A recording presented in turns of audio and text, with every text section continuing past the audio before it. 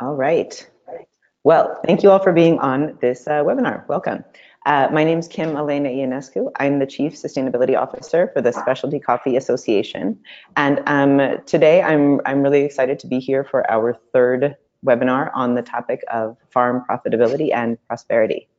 As I've done in the past, I will introduce our moderator, who will then introduce the panelists and begin the discussion. But before we do that, I just wanted to let you all know as webinar participants that, as you may have heard in the announcement, you're in listen-only mode. So if you have a question for the panelists, you may direct that to any one of them using the question function in GoToWebinar. So if you type in your question, I'll be managing the chat and directing those questions to Vera and to the panelists. We may run out of time if we have a lively discussion and a lot of questions. We may run out of time before we're able to get to all of those. But in the case that that happens, I will follow up afterwards and make sure that your question gets to the appropriate panelist or to the entire panel. And we'll post the responses to those questions on the scanews.coffee page that includes will also include a recording, because this session is being recorded.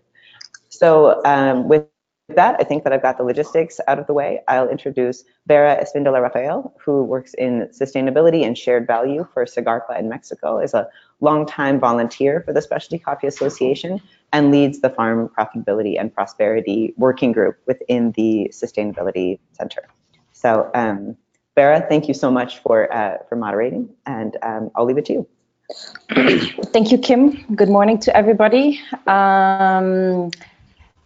This is the third webinar. As you just said, the volunteer group has been working quite hard on trying to put this topic on the agenda on how can we discuss about this topic and how can we approach ideas and proposals of people of the industry, of the sector, and in a wide arena. And what we found is that these webinars has been quite productive because we're able to discuss it in a very open way, in a very transparent way. And people have really signed up. So we really appreciate for everybody that is now tuning in and being part of this conversation. Having said that, we invited these three individuals to this webinar because we believe that they have strong opinions about the matter and opinions that can help us digest the issues that are happening currently. And what is happening is the implication of the volatility of coffee prices. Today, the coffee market woke up to $1.11 per pound. Still, for many, they believe that's under the cost of production of coffee farming. So it's definitely a continuous discussion. I would like to ask each of the panelists to introduce briefly themselves. Ivania, can I start with you?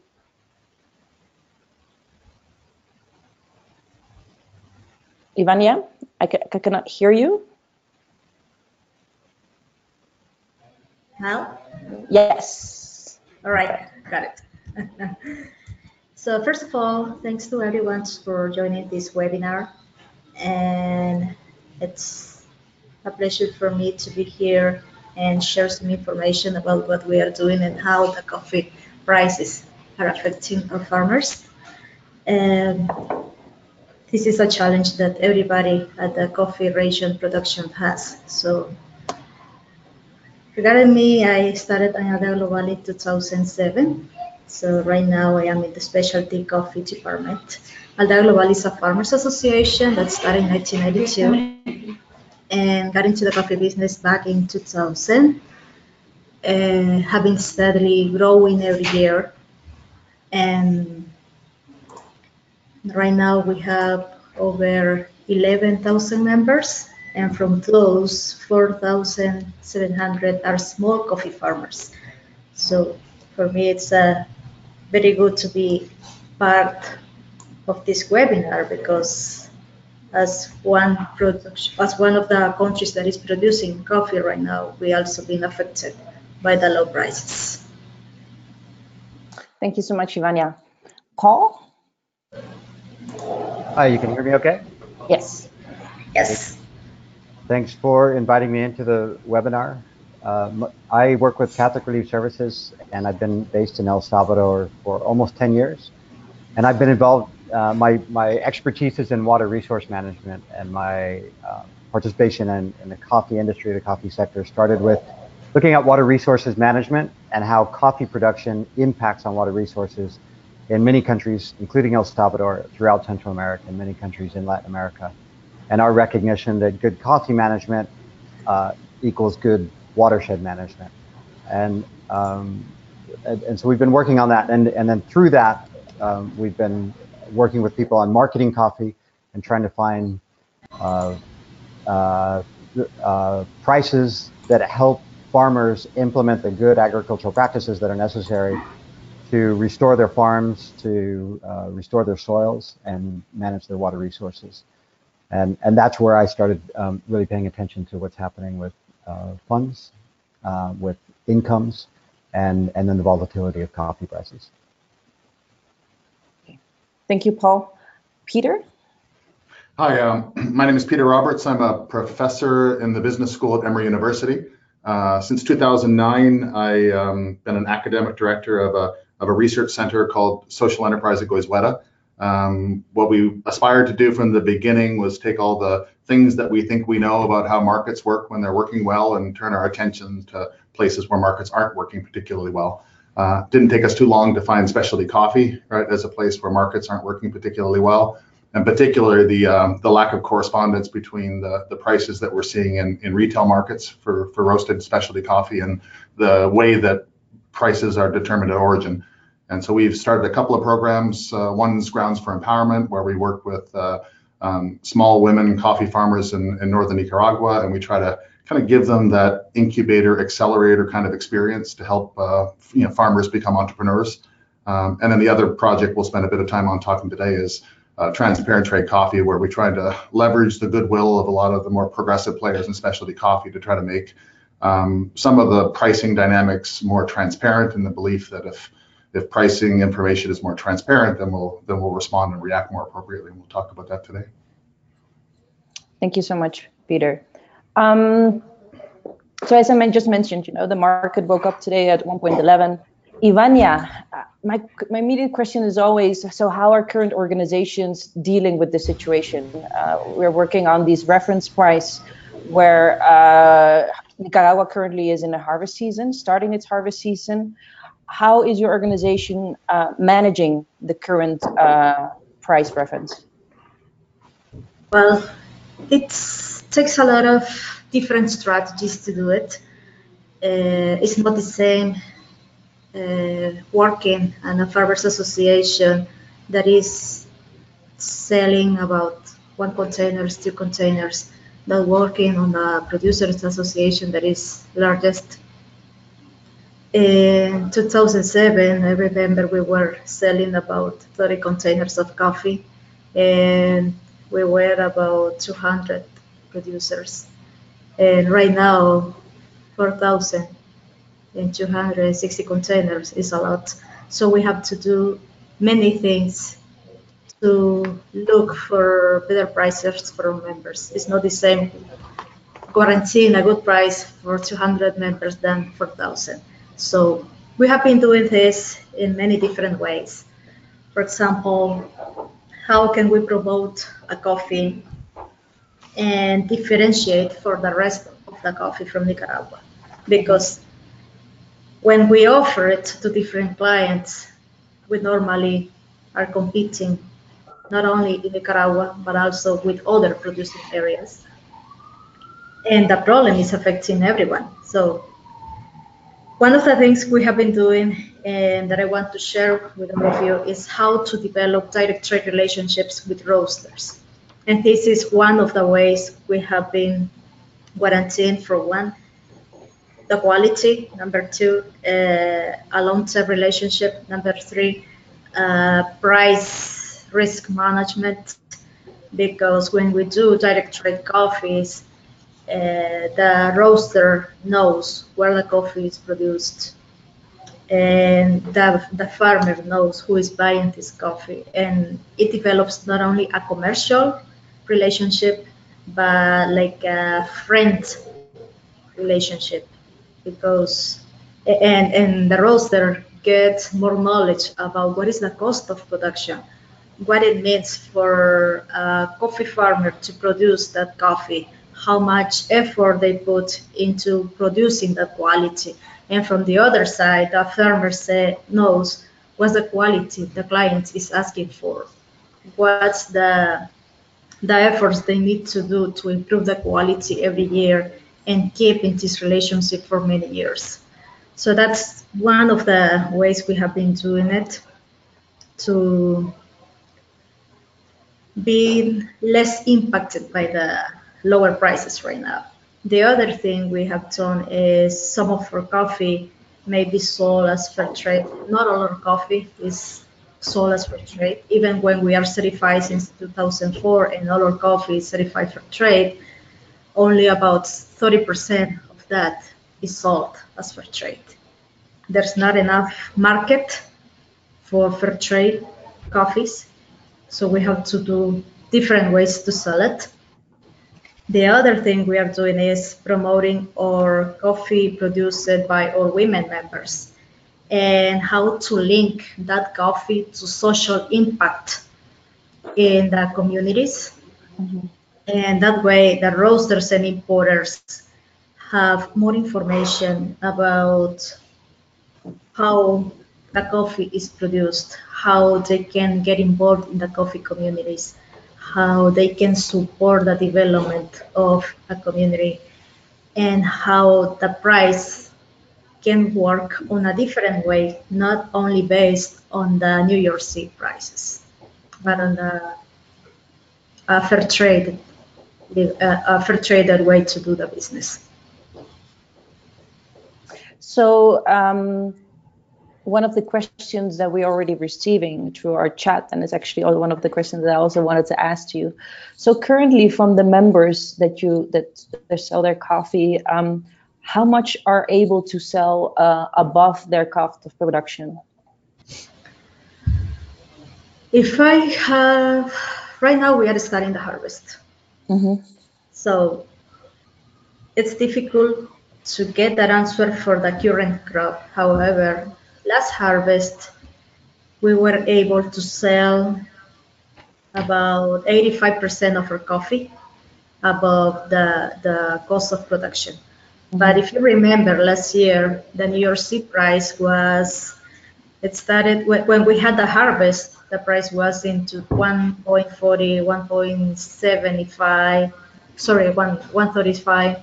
Then it went as low as 120, 119, 115.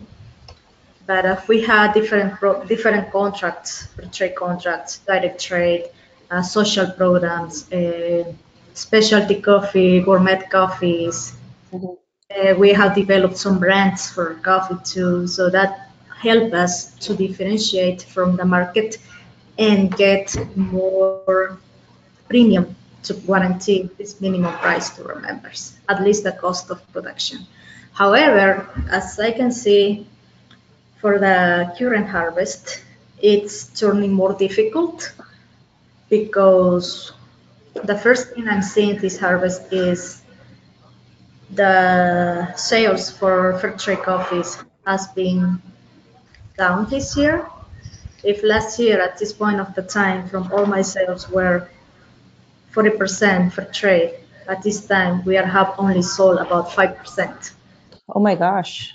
Yes, because many of the buyers are asking for more commercial grade coffees, lower prices coffee, and also I think there is like a very hard competition between central coffees and a big production also from Honduras, a lot of coffee in the market.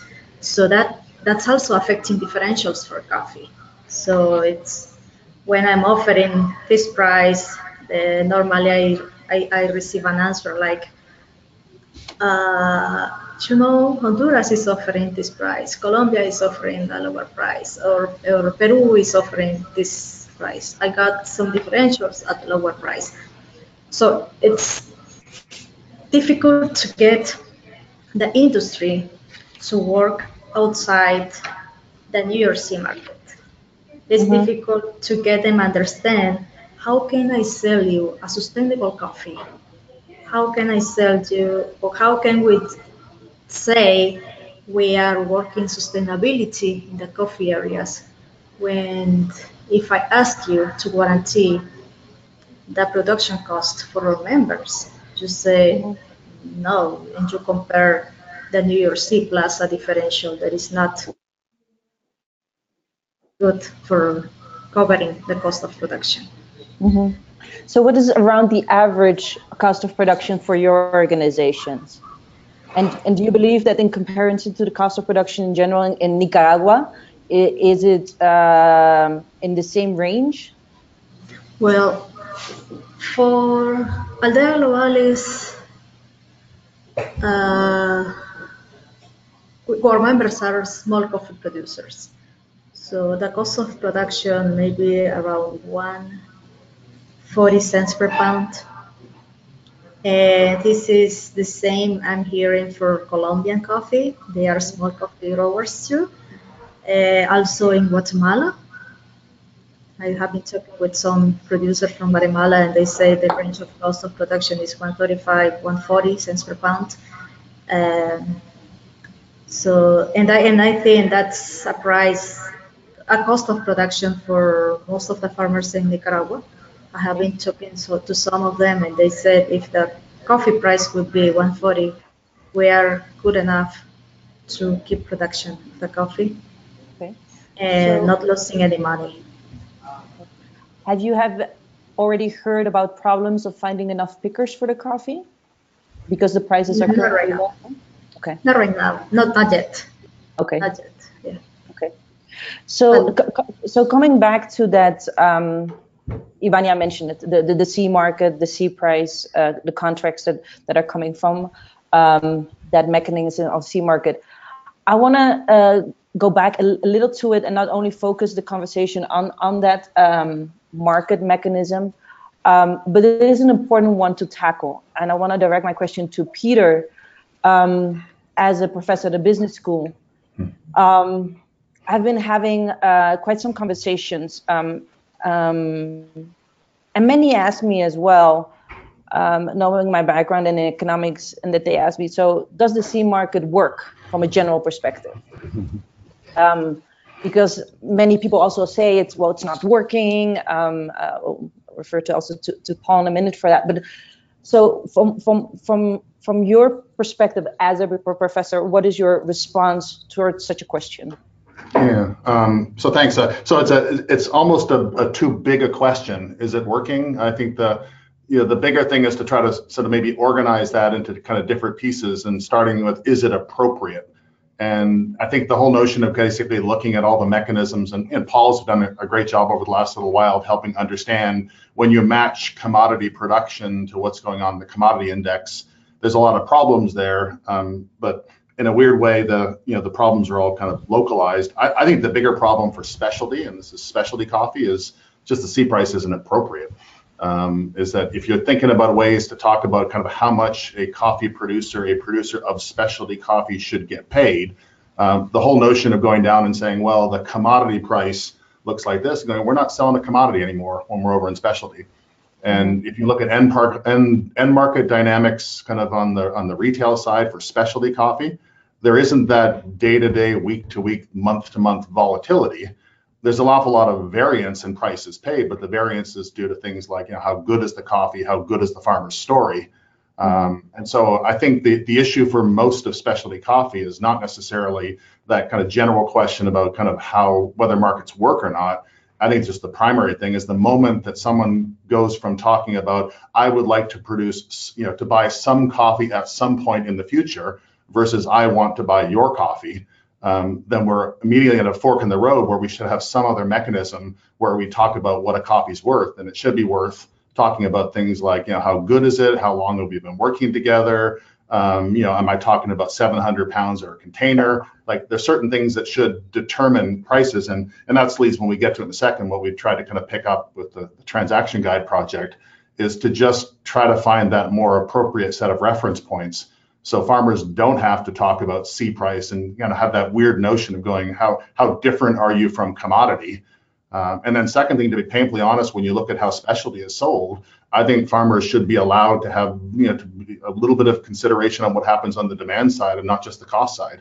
So Ivania, I love the idea of saying $1.40 can cover cost of production and that will be fine. If I'm a specialty coffee producer, or I'm the child of a specialty coffee producer, fine's not good enough anymore, right? If $1.40 is what it costs to produce good coffee, but somebody's paying, $15, $20, for the bag later on, then we should be talking about what is an appropriate price that basically takes into account the fact that people love your coffee, right? And so I think Vera, the issue of working or not, I think should be secondary to an issue of is this an appropriate reference point or benchmark for specialty coffee? I think the answer is clearly no.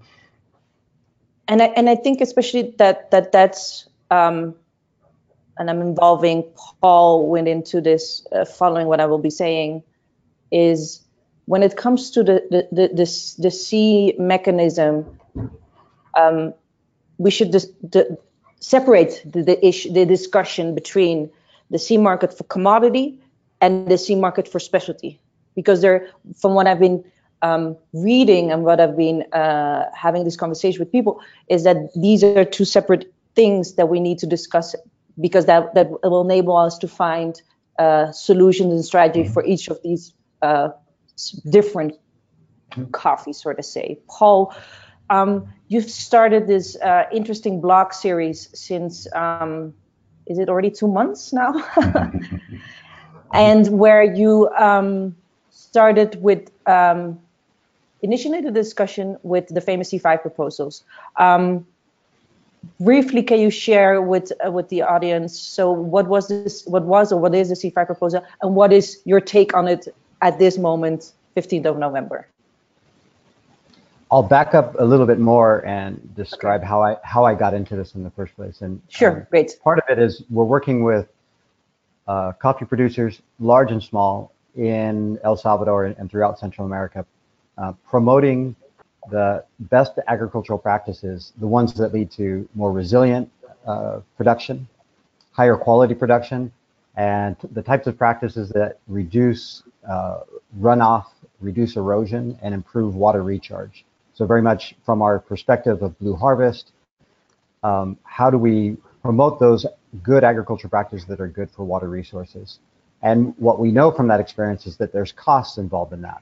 And so, so in the last couple of years, working with the SAFE platform, working with funding from the Inter-American Development Bank, what we've been looking at, how do we connect these Blue Harvest producers to markets that pay the price that covers the cost. So it's more than just the cost of production, it's the cost of production in a responsible way that lead to the outcomes that we're looking for.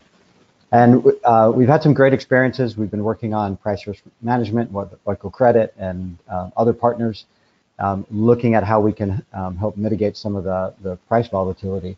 But then this year, the price just was not recovering. So there was these predictions that the cost is going to, the seed price is going to recover. From 2017, there were predictions that it would recover, and it was never recovering. And so probably 6 months ago, I started asking, what's happening? How does this work? What is driving down the price of coffee? People talk about the record production in Brazil, talk about the devaluation of the Brazilian real, and start getting into it and trying to understand it. But the more I asked, the deeper, I was peeling back the layers, it didn't actually make sense that there were some fundamental issues behind the price. So I decided to dig in deep with this blog series to try to understand this, to provoke a conversation, maybe to provoke some reactions, to try and see if we could understand it. And in the discovery, part of the discovery was seeing that the low price is definitely an issue. Probably a deeper issue is price volatility, and that if you actually look at the price over the long run, what we see is that the average price over the last decade is about $1.50 a pound, and the average price over the last 5 years is about $1.40 a pound.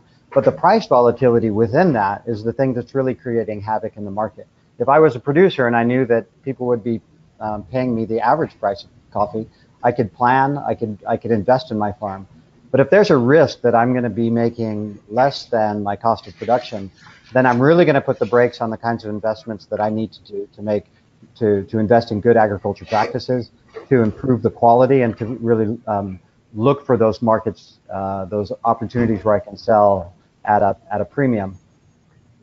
And then that part where the C price, a lot of the people that we work with are obviously not buying at the C price, but the C price it bends the price down. And so, we feel good about, helping facilitate a purchase where a roaster has bought at a plus 15 because they're recognizing the good agricultural practices that the farmers are employing. But then when the C price has dropped as far as it's completely wiped out any of those premiums. So the blog series was an attempt to sort of provoke this discussion and understand it. And it's kind of comes from a perspective of, I've been in this for long enough that I know enough to know that I don't understand, but I know more than sort of a lot of people know about what's happening in the coffee market. And so I can have conversations with people that kind of penetrate and try and understand what's happening. And I felt that the C price, that there's a little bit of a black box in there, or at least a dark gray box, where not a lot of people understand what's happening with those mechanisms.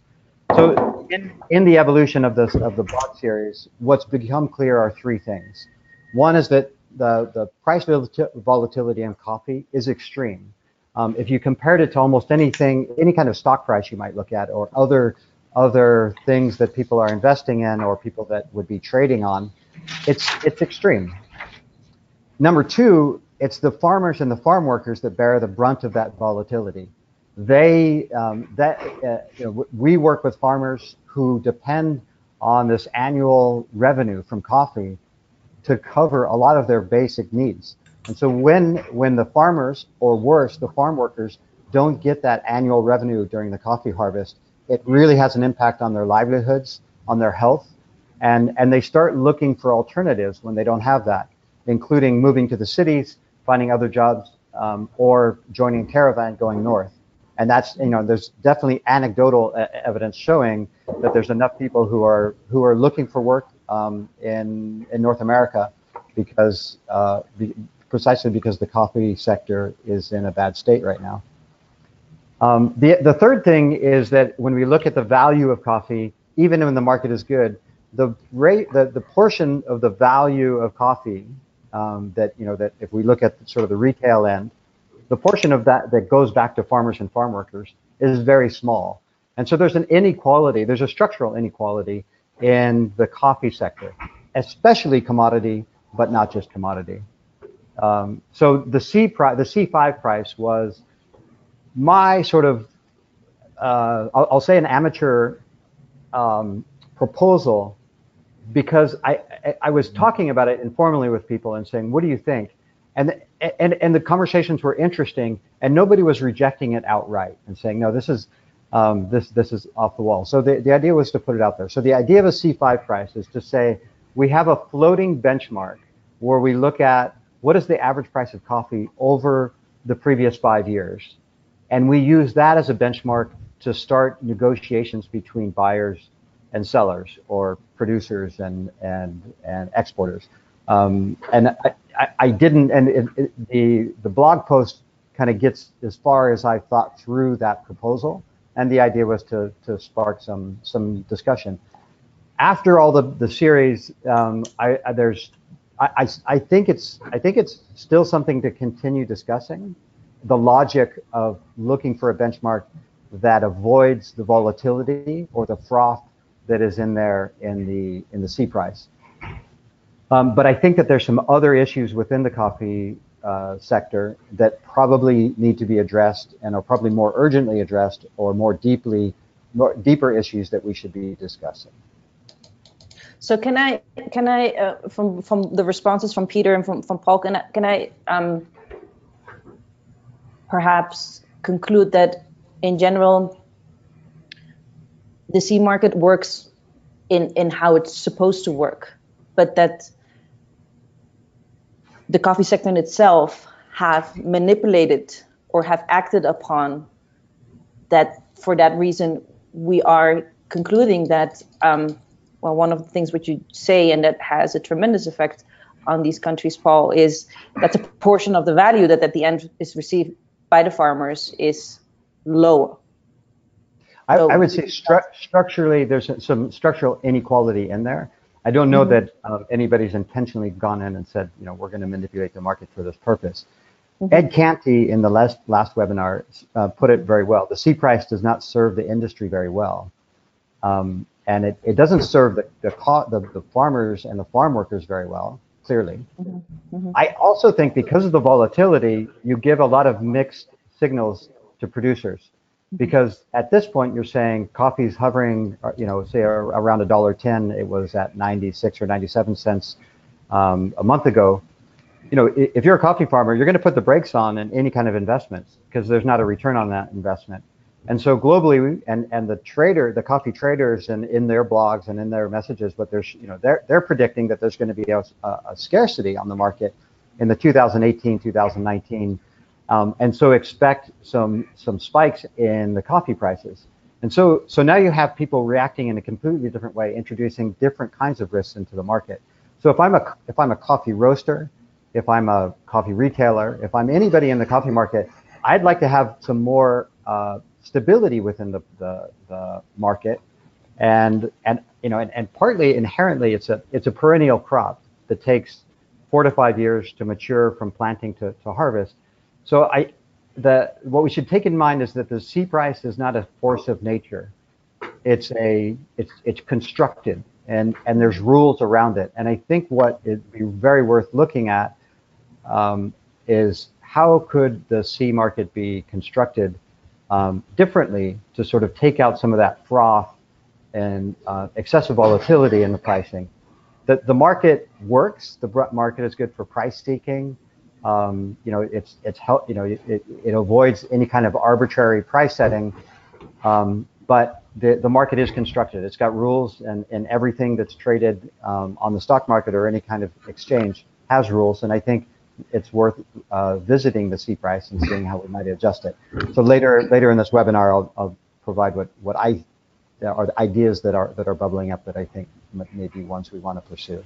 Yeah, I definitely would like to go into that. Before I go into the transaction guide a bit further, Paul, just a quick question. You mentioned something very important. All coffee at the end of the day should be produced in a sustainable manner, meaning should be including management of good agricultural practices, inclusion, of course, the work that you are doing on the water research management. In the work that you guys have been doing when it comes to including all these elements, have you any data on what is the average of cost of production taking all those sustainable practices into consideration? I would rely on some of the rigorous studies that people have been published recently. So I think $1.15, $1.20 would be kind of on the low end of what it costs to produce coffee. I'd say if you're putting in good agricultural practices, you're probably getting up $1.50 or above. But the variability is very wide. The cost of inputs, the cost of labor, the cost of producing coffee in El Salvador is definitely more than the cost of producing in Nicaragua because of the cost of inputs and because of the cost of labor. So I'd be careful about putting on anything, on stating a flat number of what is the cost of production. Yeah, it's definitely a topic, and I just also would like to encourage the listeners. There's a recent study of Brome Café on the average cost of production for Guatemala, Honduras, El Salvador, and Costa Rica, and there it hovers between 160 all the way to 200, and that was a fair extensive study, and I can share later on to the website of SCA. Peter, when it comes to the transaction guides and the elements what Ivania and Paul just mentioned, so was that also the reason for you guys to gather together and form this initiative? And perhaps we can see the next slide on who is involved in that as well. Yeah, so this is need a shout out to my colleague Chad Trevick, who's sort of brought, in a weird word, made a fantasy practical. Because when I would try to continue on that conversation about well, you kind of know when you're not in a commodity transaction and you're in a specialty transaction, somebody's cupping and talking about buying this particular coffee, you'd like to not make any reference at all to commodity. But the challenge always was you got to make reference to something. So to channel what Paul says, market needs structuring, but also to channel what Ivania says, we got to think about pricing in a different way. So Chad and I started talking, and I said, well, what you'd probably want in the best case scenario is if everybody who engaged in specialty market transactions last year, like, would donate their data to some anonymous source that would protect it.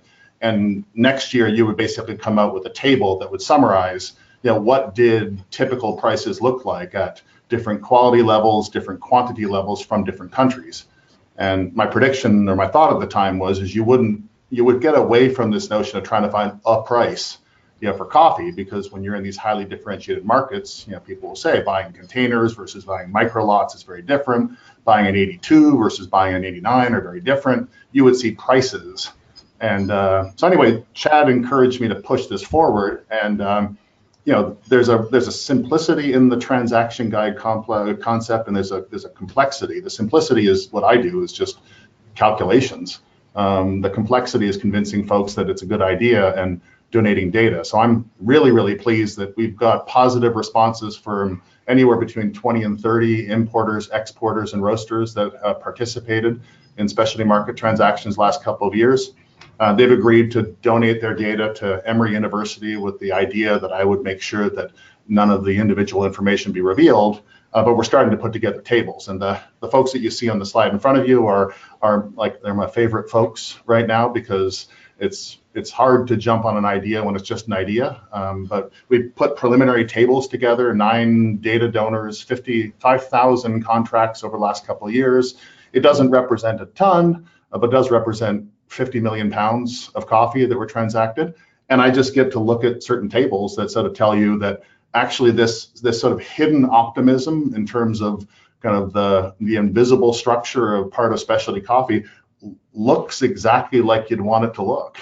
You get fairly good year-to-year stability kind of within each category. And by categories, they sort of behave themselves. So if you're kind of buying near a container and you're kind of in the low 80s range, like median prices are kind of in the $1.90 kind of range. If you go way up in quality and you go way down, you got micro lots that are excellent. You've got median prices that are more than double that. Now, as we roll this out, so the idea, and this is where the human element comes in, this exercise is not meant to tell people what prices should be. It's just meant to indicate to people what prices have been. But I always say, the sad part about the farmer and, specialty coffee farmers, so you're making that decision to put more effort into it, to be more at risk, and you want to get compensated, for it. Once you've made that shift, it's nice to have some sort of understanding that if I moved up in terms of quality, or if I found, more relationships, that I can look at real pricing distributions and I can target those things. If we as a sector kind of collectively get together and say, these are better places, instead of forcing farmers to always go back to absolute zero and build the case up from commodity, they can go back, to I'm in Guatemala, I did, an 87 last year, someone wants to buy 100 sacks. Let's actually kind of start from where we were last year, and we still negotiate up or down based on. And to be honest, my fantasy is down the road, people will look at these things and they will say, that's a much better basis to talk about where prices should go from here. And then people who do specialty, once you've made that turn, right, there still will be all the stuff that Paul's talking about that will dominate a lot of the coffee market, but you'll have this much more visible kind of space where these prices are more optimistic for producers. And I'll just say the other part, when people talk about the next generation of coffee farmer, not wanting to stay in the business, I always chuckled, no one ever comes to business school to learn how to make minimum wage, right? Kids don't want to stay in coffee if all we can talk about is cost of production, but if I can talk about things like you can credibly develop a plan to add $1.50, green pound to your prices, people get excited about being in coffee, but selling coffee as opposed to growing it. So I'll stop there and hope that at least part of that made sense. Quick question. And I think it's from the audience, and I'm trying to translate it correctly to you, Peter. The question basically is if you have other examples of other industries paying appropriate prices for raw materials for likely the end products, which could act as a guide for specialty coffee. Have you found any? Yeah, I mean, in a weird way, coffee is a little on the rare side in the sense that it has a commodity version of itself and a specialty version at the same time. You know, we don't oft talk about specialty bananas or specialty sugar and that sort of stuff yet. So, but if you take something like the wine industry, which I spent 15 years studying before I started looking at coffee, you know, the general rule of thumb is that if, you know, somebody has a great Napa Cabernet and it's great because the vineyard is on it, you know, the folks that grew those grapes get paid for their grapes. Now, they don't have tables like we're proposing because they're all cheek and jowl. Like when you're in Napa, you learn informally through your networks.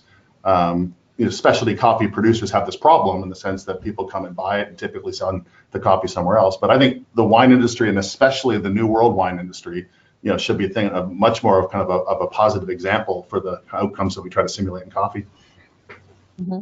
And a quick question: do you think that the work that you do is basically compile from the last year or more, if the study goes through, continues, is to have kind of a reference or indication of what the price has been in the past? Mm-hmm. Do you think it's important to also start that work when it comes to cost of production, having that reference price for cost of production? Yeah, I see those as two very important correlated elements, is that get a landscape of what prices look like, and then have really kind of solid people underneath getting a landscape of what cost of production looks like.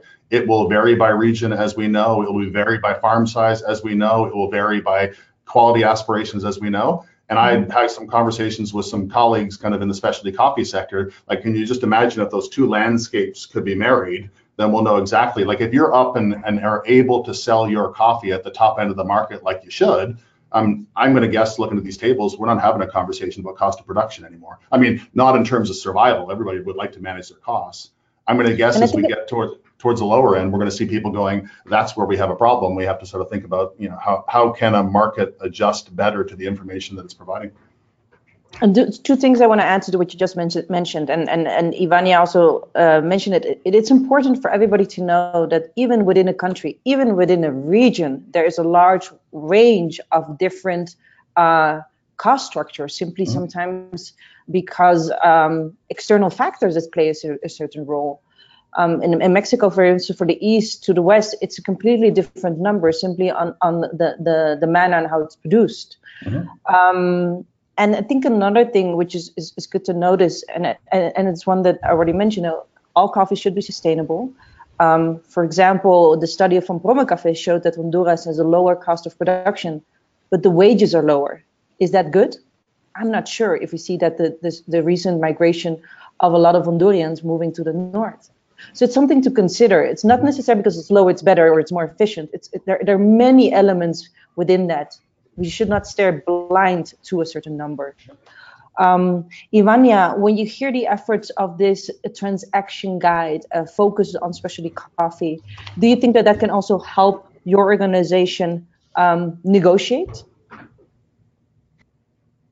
Well, every market, coffee market, and every quality we are selling is different. So each transactions take different ways to manage about pricing. But something that I have noticed is when you put together the marketing team, when you put together the trader and the sustainability manager of one company. So if they come together and talk about the three different things that affect coffee negotiation: one, the social impact; two, the quality; three, how they are going to sell this coffee to the roasters or the consumers or the supermarkets. So when these three guys come together, it's so much easier to negotiate because all of them understand how the coffee is produced. And the other thing that also helps us to negotiate is letting the roasters or the wholesaler or the supermarket to know the process to produce coffee.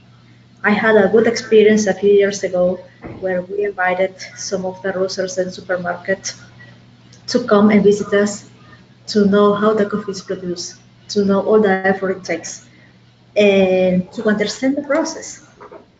they had never been at origin before. They had no idea how to produce coffee. They had no idea about the guy who was reaching all the bags in their bags, in their back, and running to a truck or walking some miles to get a coffee out of the mountains, or in order to have access to a school, they had to walk around 2-3 kilometers. Or if they have a sick person in the family, they had to wait till next day, or maybe get a truck for 3 hours to get to a health center. So all the social impact that you are doing within the coffee business is knowledge once you get all the people involved in the industry. Not only the importer, not only the roaster, but also the wholesalers, the supermarket, the distribution chain, all the people that is there. So that helped us to rebuild the way we negotiated price with these clients specifically, because the supermarket got to know how the coffee was produced and what was the social impact they were doing in that community. Mm-hmm. And that they had no idea about it before.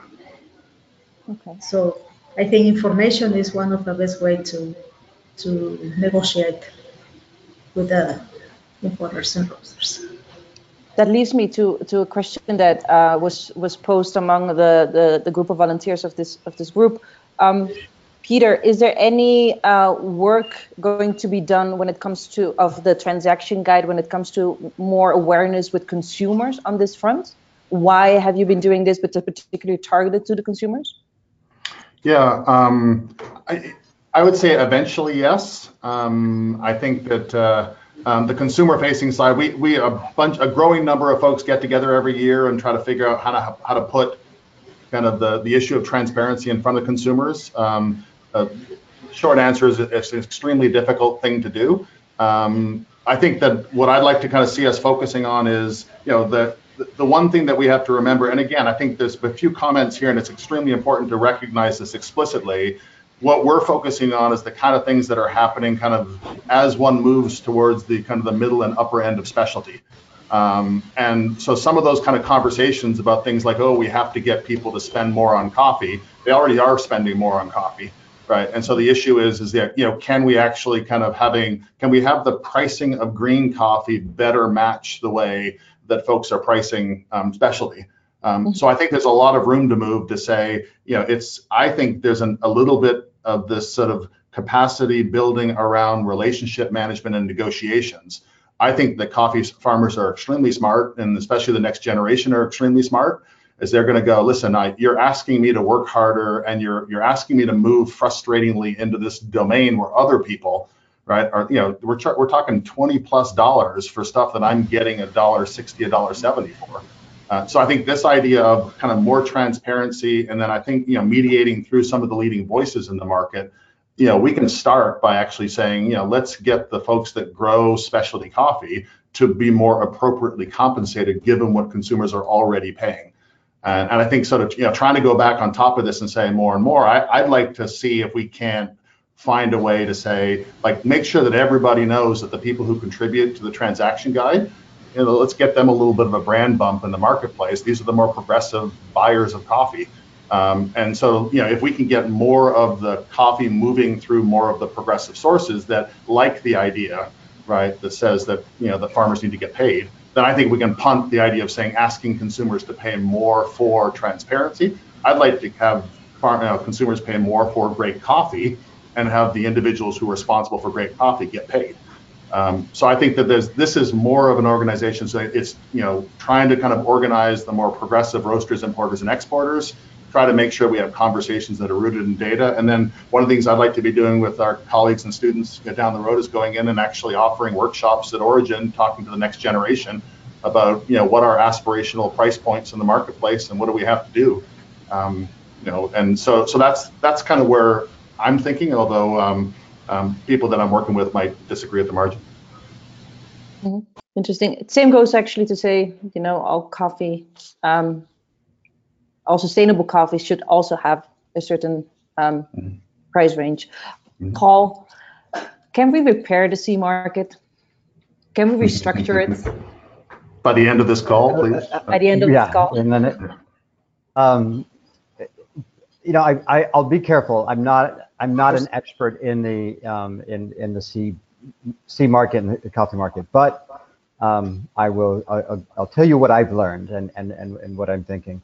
I started off the blog series quoting Pope Francis in this amazing document called Laudato Si, which is a critique of the global economy and the roots of environmental degradation and poverty in the world. And the quote was, "Finance overwhelms the real economy." And when I first saw that quote, I was very fascinated. What does that mean? And that's how looking into this is sort of the thing. And what does that mean? And what we're seeing in the C price is an influx of a lot of traders, and one of the posts, that you talk about technical traders and you talk about speculative traders, or fundamental traders and technical traders. Starting in the dot-com crash in the early 2000s, you had a lot of large funds, hedge funds, others who are active in trading, look at commodities, so not just coffee, but food commodities as well, as an interesting potential investment that could diversify their investment portfolio. And the effort there was was looking at, the dot-coms were crashing, and money is looking for an alternative space. So with that, you had a lot more activity within the C price. There's some certain value of that and increasing, providing liquidity within the market, and so there's some positive things there. But then in 2007, 2008, with the crash, you had even more. And so over the last decade, you have a pretty significant rise in the portion of people who are trading coffee who are coming purely from a they're not coffee traders. They don't necessarily understand the what's happening in coffee. They're not trading on the fundamentals. So the question is, how much influence is that having on the price, and is that increasing volatility in the market?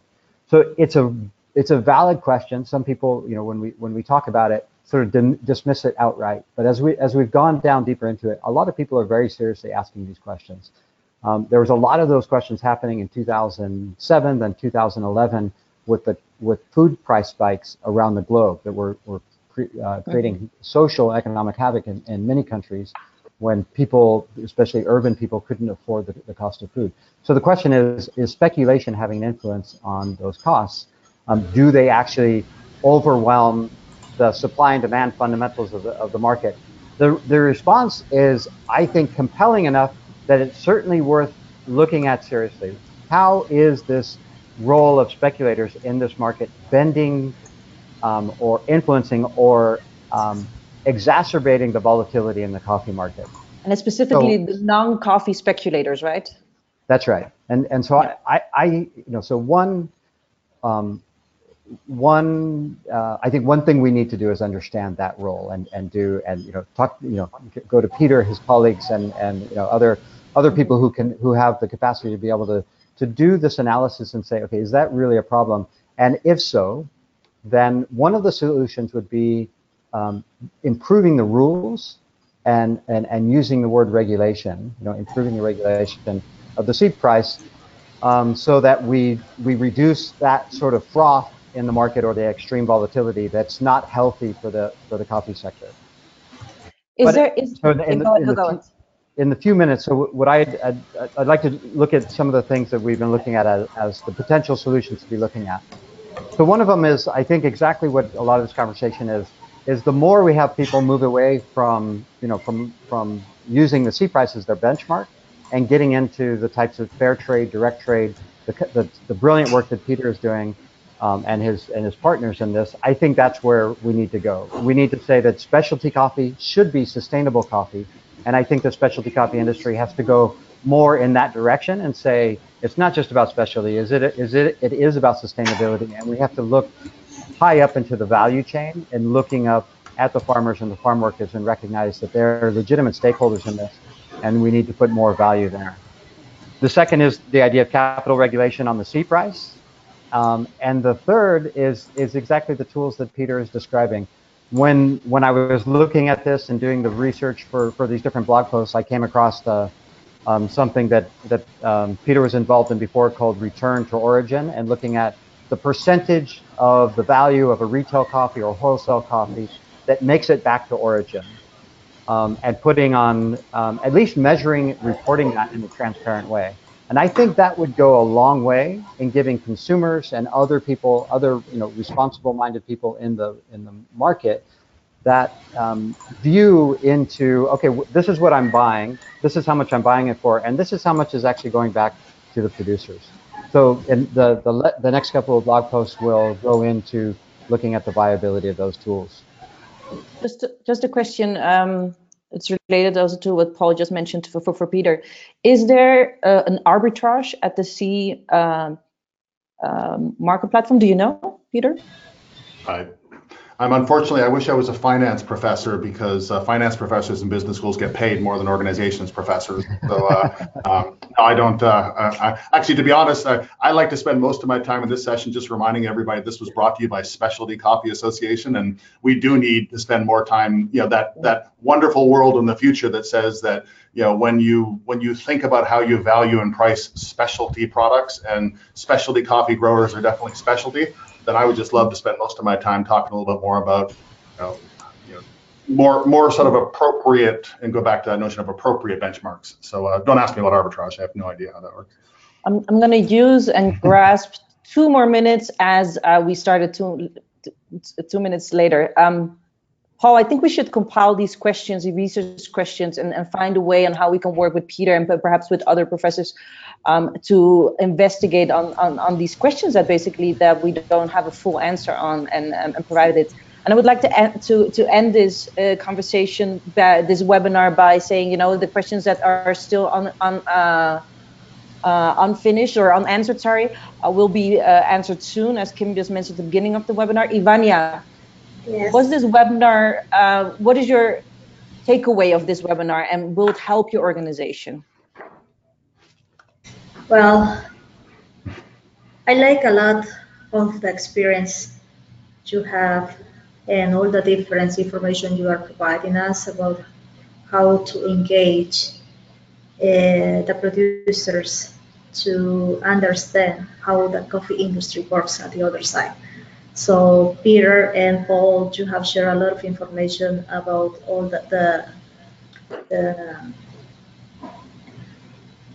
how it takes the market, how to understand the market, how it works, and how we can help our farmers to develop more long-term related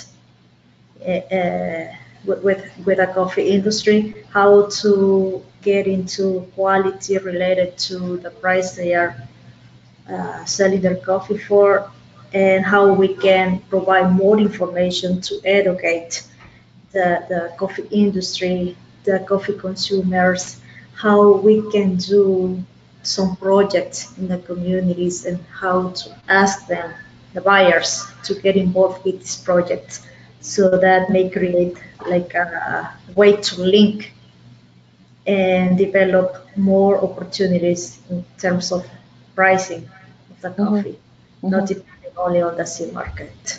So that, for me, that was excellent to have the information from you. Thank you, Ivania, for that. Thank you, Paul. Thank you, Peter. Kim, we're finalizing. We're at the end of this webinar. Yeah, can you all hear me? Yes. Yes. I had to move rooms in the middle of the webinar in case it looks a little bit different now. But thank you all so much. Thank you, Vera, for moderating. Ivania, Paul, Peter. Thank you to everyone who's been on this webinar listening, for all the questions that you put into the chat window. There are some great resources in here, including the including the great questions, there are also some links that I'll be posting to the SCA news site, as I mentioned. Further reading, some more depth into research and interviews and cost of production analyses, and just really great stuff for anyone who's interested in learning more about the topic. So with that, thank you all again for your time, and I look forward to the next of these conversations that we get to have. Thank you so much, everybody. Thank you. Bye.